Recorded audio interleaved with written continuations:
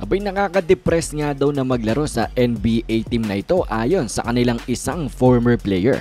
Pero bago natin yan napag-usapan mga idol, ay eto muna ngang naging payo ni Patrick Beverley kay Rui Hachimura para nga siya'y mag-improve sa kanyang paglalaro and eventually matulungan ang team ng Los Angeles Lakers.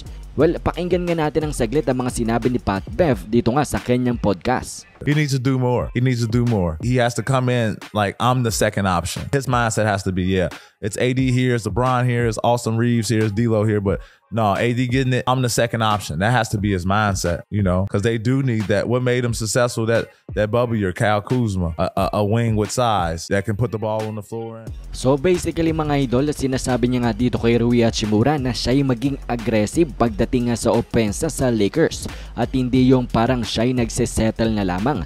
Payo nga ni Patrick Beverley, isipin mo nga daw na ikaw ang second option dito nga sa Lakers team behind LeBron James. And actually, etong payong ito mga idol ay nagawa na ni D'Angelo Russell last season.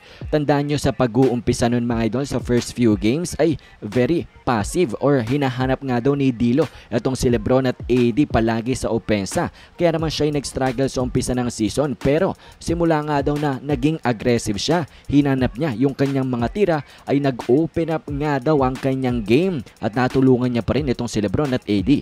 So basically, this is the same pattern. Para nga matulungan ni Hachimura ang team ng Los Angeles Lakers ay he needs to be ultra aggressive sa opensa. Nang dahil sa pagiging aggressive niya ay mafo-force ang depensa ng kanilang mga kalaban na siya'y bigyan nga ng atensyon. At kapag siya'y nabigyan ng atensyon, it will open up LeBron James, AD, and his other teammates.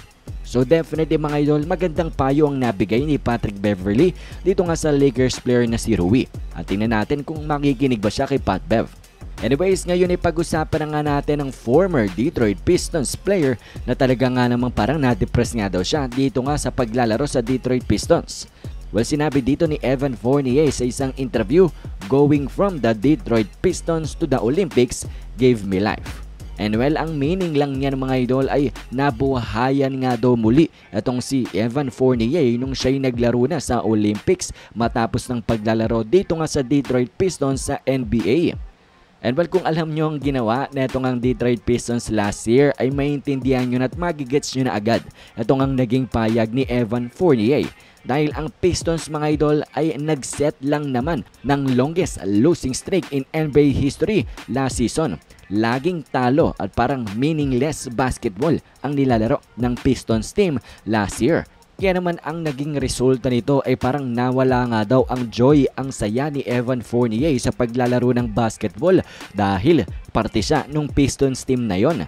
Kaya naman nung naglaro daw siya sa Olympics ay nabuwayan siya dahil very competitive nga ang environment doon and actually they are playing for something.